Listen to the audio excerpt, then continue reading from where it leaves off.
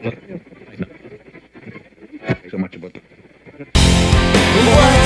would you say if I turned into all the things you love to hate? And on my way comes crashing through the rotten beams and window panes. Well, we've made it to episode 10. Hey everybody, welcome back to the podcast. I am your host as always, Dan Brosman, and hey man, we're at Thanksgiving already. How about that? 2020 is almost over, only one more month to go, and then everything will be alright. Well, probably not. But maybe on the road to getting better. We have a vaccine that's supposedly coming out pretty soon. So let's hope that 2021 is going to be a heck of a lot better than 2020 has been. But there's been a lot of good things going on this year. We've had new game consoles come out. And, to be honest with you, that's the only thing I can think of. Yeah, all right, everybody knows 2020 was a shit show, and it is what it is. I mean, come on. It's going to be a shit show for a little while longer here, at least. So, what are you going to do? You just ride the storm out and hope that you make it through to the other end. All right, so what are we talking about today? Well, there was an auction. A sealed Super Mario Brothers 3 went for $156,000. That's insane. I'm going to let you guys marinate over that because I got some pretty strong thoughts on that, okay? And another thing that I didn't see really people talking about, and it's probably been a couple weeks ago now, but Ubisoft up in, I believe it's Montreal, their offices up there, they had to evacuate to the roof and barricade themselves into office meeting rooms because there was a 911 call of someone that was going to come in and shoot the place up. So that was kind of scary for those people, I'm sure. Dragon's Lair. There is a little miniature Dragon's Lair arcade console going around, and everybody seems to be talking about it. A lot of people doing reviews on it, and it looks pretty cool. So I'm going to talk about that for a little bit. Don't have too much to say about it, but we're gonna hit on that for a little bit, and we're going to talk about the scalpers. They are rampant. Jesus, come on, guys. Everybody's talking about how great this launch went as far as people interest in getting these consoles, but how much of it is just these, I don't want to say a bad word here, but these guys and gals that are using bots to buy a whole bunch of these new consoles and then selling them for crazy prices. Come on, guys, shame on you. You should know better. Well, let's talk about this auction. So, any of you guys that listen to other podcasts know that there are other people that have hit on this heritage auctions. This is the new thing here. All these video games that seem to be getting graded by WADA, and they're sealed in a container, like a plastic container. They're graded, and then they go up to these auctions for insane amount of money. And I don't know if it's an actual person that actually buys these games, that bids on them, or if it's just a scam. Because sometimes I think with as much money as these people are paying for these games, which is nowhere near what they're worth. I don't care what anybody says. No flipping way are these games worth, $156,000. And I kind of wonder if that is like maybe heritage auctions kind of throwing it out there to get some, publicity or something. Now, I'm not saying that's what they're doing, but that's where my mind goes sometimes, because it's just, I can't fathom somebody going, you know what, that is worth $156,000. Now, this is a sealed Super Mario Brothers 3, and what is supposedly so special about this is that this is a version of it where on the box there is the word bros. See, on later, on most of the boxes, it just said Super Mario 3. But on the earlier ones, it said Super Mario Bros 3. And the bros kind of covered part of Super Mario's hand. And as far as I know, that's it. That's worth $156,000. WADA graded it at a 9.2 A+. Okay. I mean, so basically, you take an item that is meant to be opened up and put into another item to be played. This isn't, the crazy thing is stuff like this, it's not an inanimate object. You actually use this. It's not like a statue or a figurine or a vase or, well, I mean, even a vase. I mean, I don't know. It just, I mean, how can you justify $156,000? And this is after earlier this year, a regular Super Mario Brothers went for $114,000. And I can't imagine having the amount of money to where I was like, yeah, 156 all day. It's mine. To even think that, even if I had the money for that, I'd be like, no way, that's worth that. And that's another thing too here. Is it just a person buying this to put in their collection? Because we know that every now and again you get, from the Middle East, some of that oil money, and a guy that's got a huge collection over there because he's got money for days, and they don't care. They just buy it all up, and then it disappears forever. Or is it somebody that thinks that this is an investment? And we all know that investing in video games isn't necessarily maybe a good way to go or a smart way to go. And I know everybody talks about, this bubble and when's the bubble going to burst? I mean, ever since I've got into collecting, and it's been like 8-9 years now, all I ever hear is, when is this bubble going to burst? And I think people are waiting for it to have like a dramatic drop, but I don't think that's going to happen. I think it's just going to be a gradual drop over time, depending on, who's doing the collecting now. As you go along, what is the system to collect for?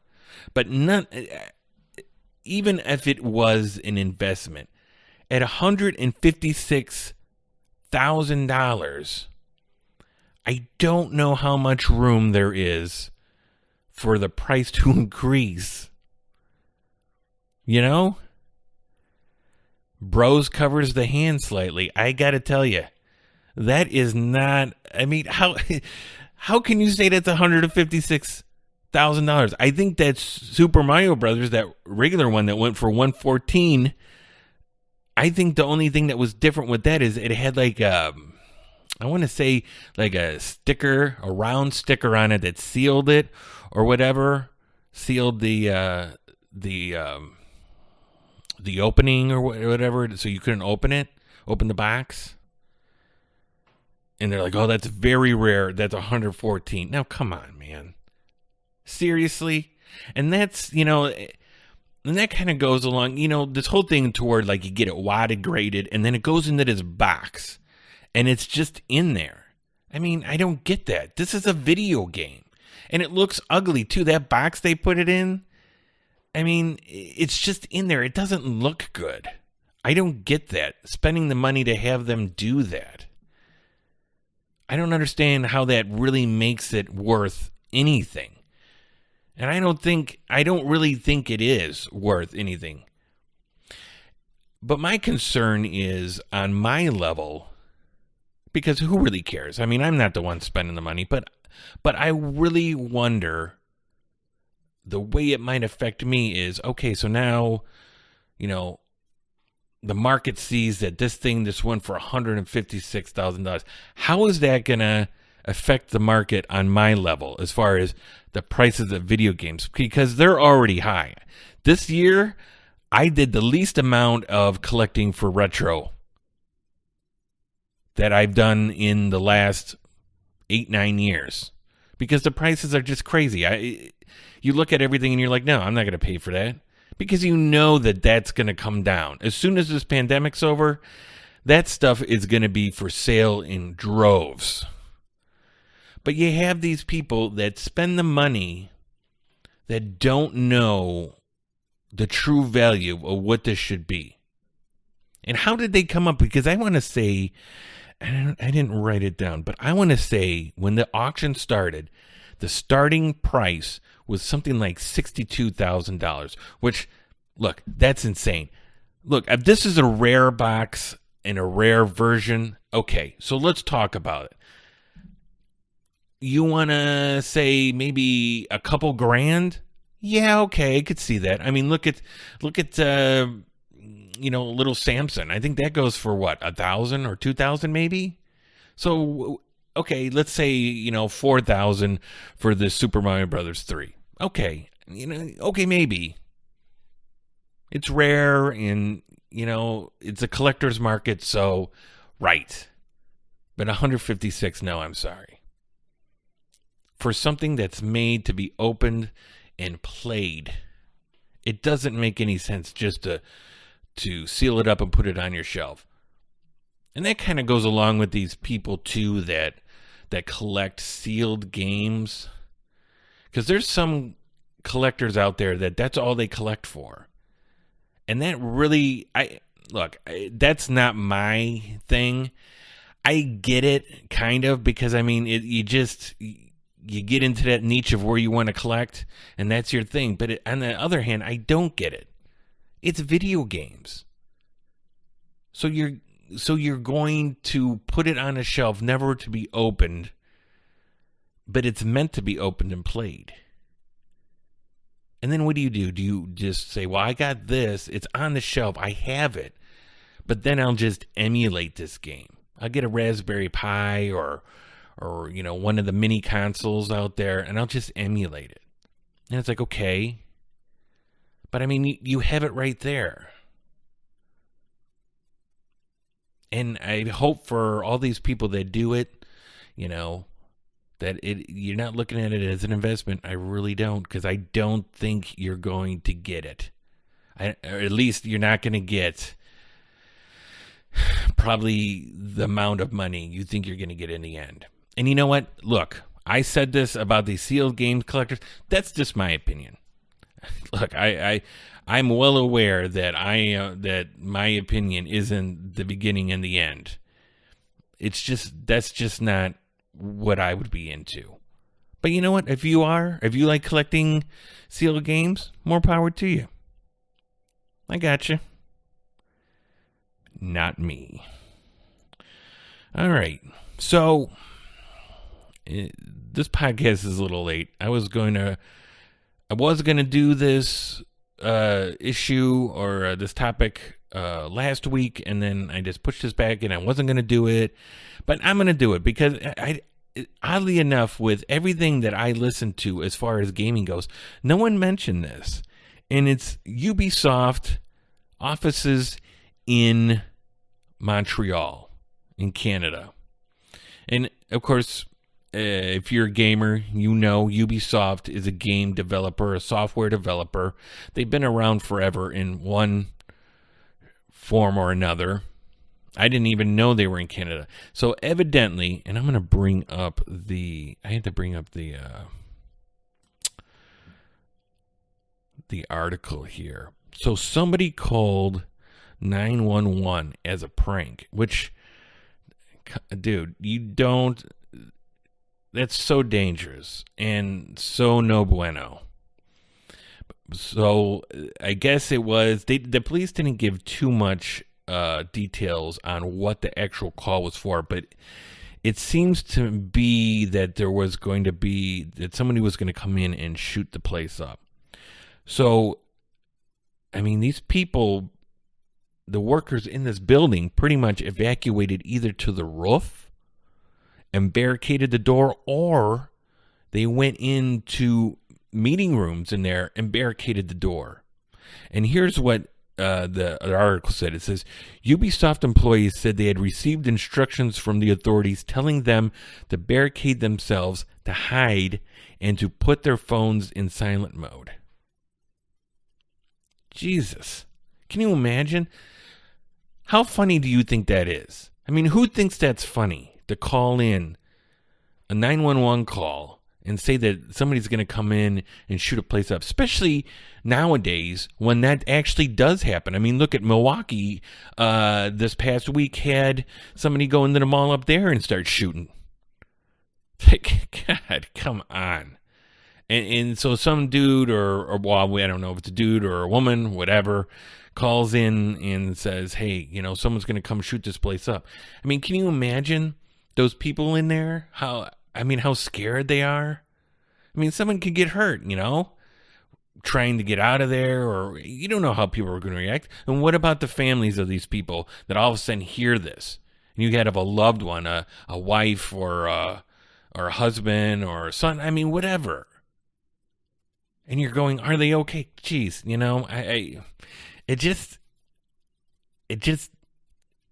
I am the king of, man, that sounded like it would be a good idea in my head, but then when I say it out loud or I do it, it was a horrible idea. Shame on me. But this isn't one of those things there where it was like, yeah, it sounded good in my head. It was going to be a funny prank. But then when I did it, it didn't turn out to be that way. No, this is dumb.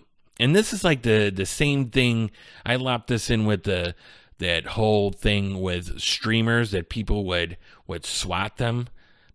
They would call in 911 and say that something was going on in this house, and the cops would bring in the SWAT team while these guys are streaming on Twitch or YouTube because they think that was funny.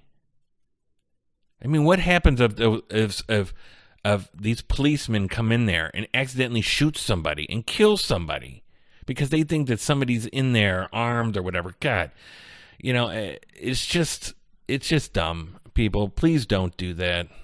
Really. And I'm so happy that it was not for real and that all those people are okay and that all of them are safe. Because in the end, that's what you really want, just to be safe. Anyway. And now rap lyrics read as though from a child's book. Now just throw your hands in the motherfucking air and wave the motherfuckers like you just don't care. Yeah, roll up the dank and pour the drink and watch your step, 'cause doggy's on the gank. My bankroll's on swole, my shit's on hit, legit, now I'm on stroll. With the dog pound right behind me, and up in your bitch is where you might find me. Playing that G thing, she wants the guy with the biggest nuts. And guess what? He is I, and I am him, slim with the tilted brim. What's my motherfucking name? So, I wasn't going to talk about this, but I really think this thing is cool.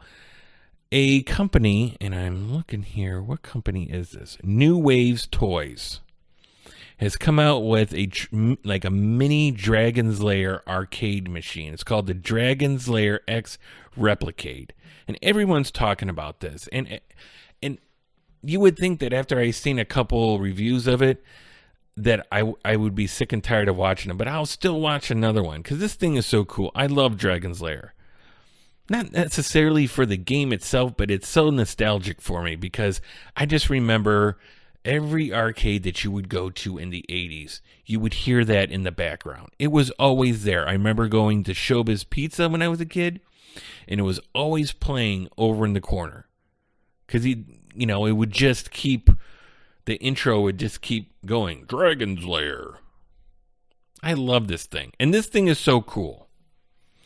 It's about a foot tall, I think. And this comes with an actual copy of the original Laserdisc ROM, and it's playing off the Daphne emulator, which I have been thinking about putting on my Raspberry Pi for my arcade cabinet. And the only thing that stopped me is I think putting the Daphne emulator on there is a little bit more involved than putting other emulators on there. So I've kind of held off from doing that. But Daphne's been around for a while now because it's just a different beast when you're talking about emulating Laserdisc games. And it's just cool. The only thing is, it's $120. So that's kind of steep. It is steep. I don't know if I would have bought it if it was cheaper, but at $120, that's just a guarantee that I'm not going to buy it. But it's still cool. It's still cool, and it comes so it looks exactly like the arcade one does.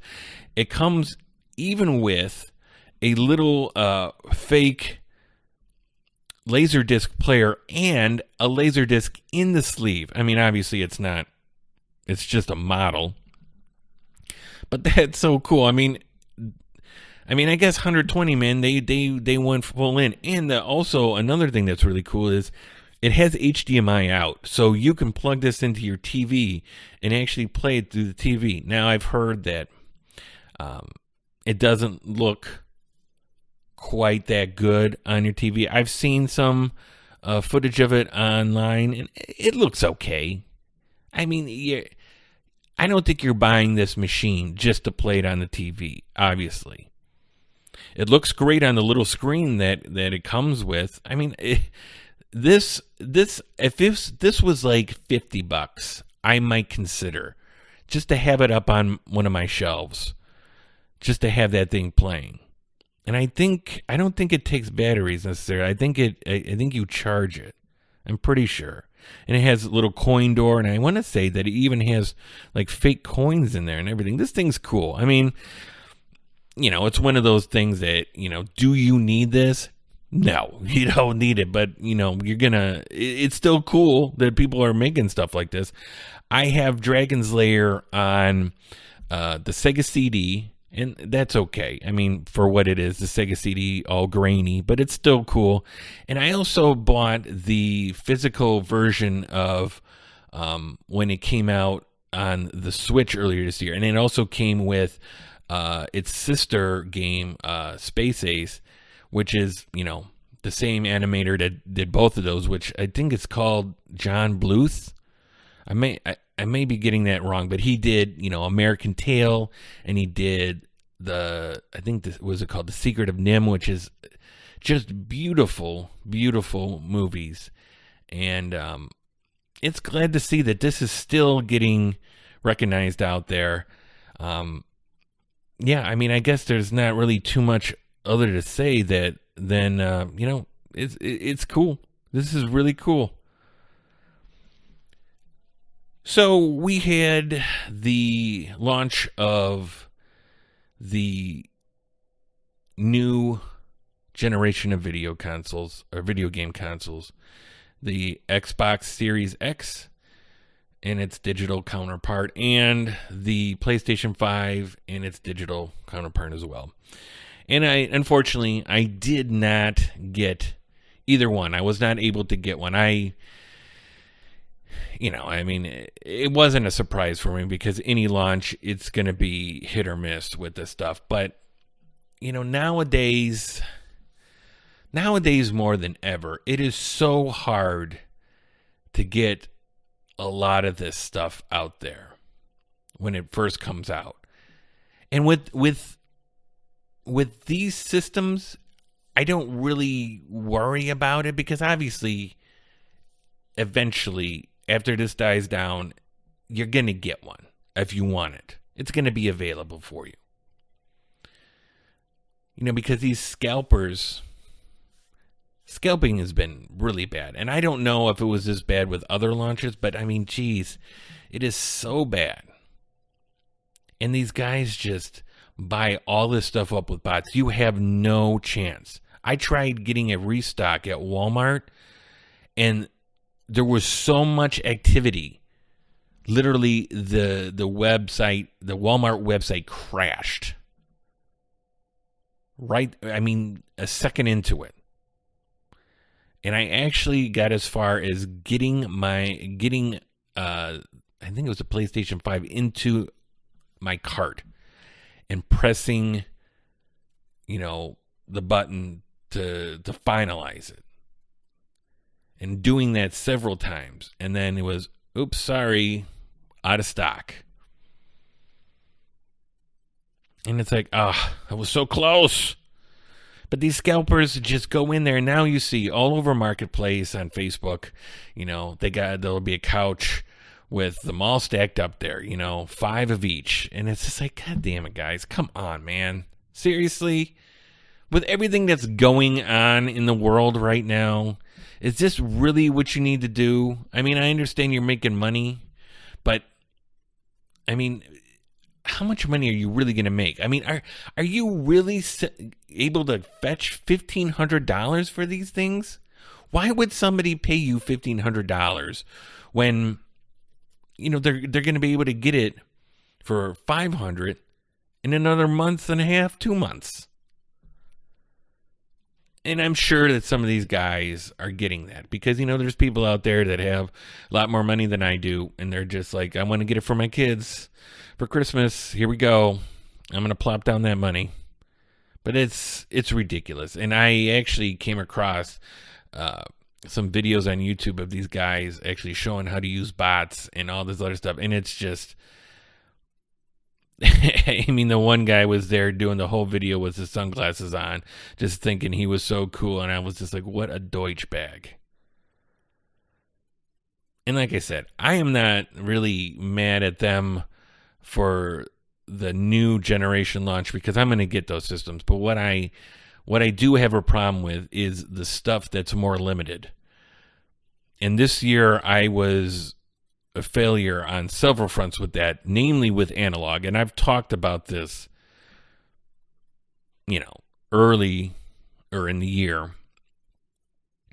because these smaller companies that are making smaller runs, limited runs, that aren't doing open pre-orders for their product, you're done.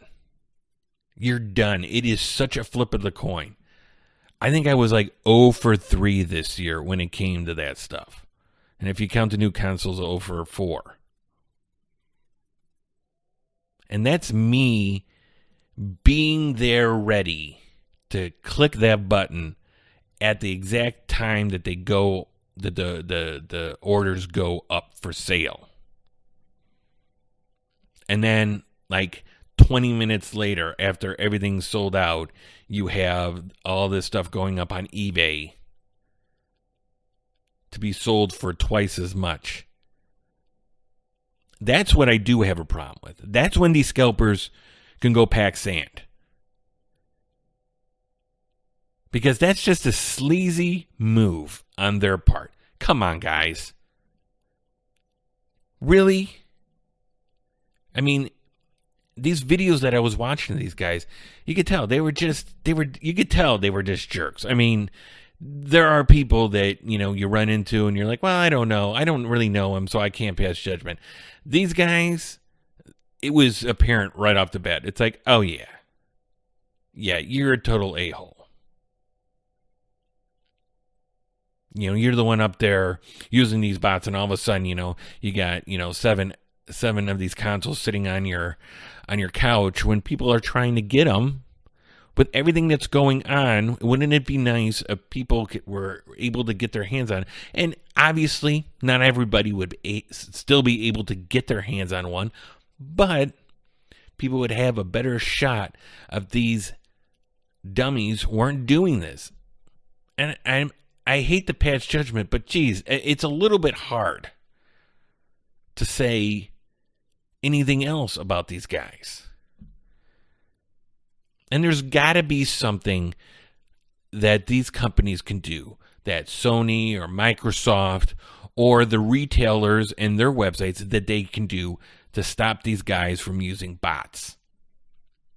And I'm hoping that with everything that happened with these scalpers with this generation, that this going forward is going to be something that these companies work on to remedy, so people don't have to, look at these things for triple the price on eBay. Now, do I really think that they're going to do it? I don't know. I don't know that they care. I don't know that they care because they're still getting their money. They're still making their money. They're selling it, so what do they care? But maybe, maybe, I don't know. Maybe for these smaller companies, I think it would look more bad or worse on these smaller companies when this stuff happens. Because people want to get on this. People want to be able to have this and have a genuine shot of buying this. And I've said it before. Look, sometimes I sound like I'm sour grapes, but all I want is to have a genuine chance at getting these products. If other people happen to beat me to the punch that are getting it for themselves legitimately, then I have no problem with that. That's just the way the cookie crumbles, right? But when you have these guys that use these programs that go in there and bust through the website and just buy it all up, and then everything's out, and then they throw it up like 40 minutes later for jacked up prices, I'm sorry, but you can go pack sand. You can go pack sand. And eBay's supposed to stop these guys because pre-orders aren't supposed to be able to go up on eBay. You have to actually have the physical product here. You can't put pre-orders up there for sale on eBay. But eBay does not care. They don't look at this stuff at all. And I knew that before because you're not supposed to put reproduction stuff up there. And the China reproductions of Super NES games is off the charts on there. Now, I haven't checked lately, so maybe it's different, but I doubt it. Because I even sent some stuff to eBay, sent some messages saying, hey, and I know it's just me. It's not like they're going to be like, oh, hey, this guy, in Chicago is saying that, this is going on. We really need to look into it. But hey, it is really hard for me to buy stuff and look at these pictures and know if this stuff is genuine. Because you guys are not doing what you said you're going to do and crack down on this stuff. So if they're not cracking down on that, then what makes us think that they're going to crack down on these pre-orders? And they're not, because it's up there all the time. Every time something comes around that people want, boom, it's up there. Now, I know I'm kind of ranting on a lot of things today, and I'm kind of just sounding crabby, and that's not, it's late. It's late. I was tired, but I'd been pushing this episode off, and I'm like, I really want to get this episode out. And unfortunately, you're getting me tired and a little bit edgy tonight, but tomorrow is Thanksgiving. Ladies and gentlemen, have a good Thanksgiving. I hope everybody is being safe with it, whether it's by yourselves or with your families, however you decided to celebrate the holidays. Please be safe. Have a good time. Look, I don't know you people. I know some of you that are listening to this podcast. I want all of you to be able to come back and be here for 2021. Ladies and gentlemen, thank you for listening to this podcast. Be safe. Have a great Thanksgiving, and I'll see you next time. Bye-bye.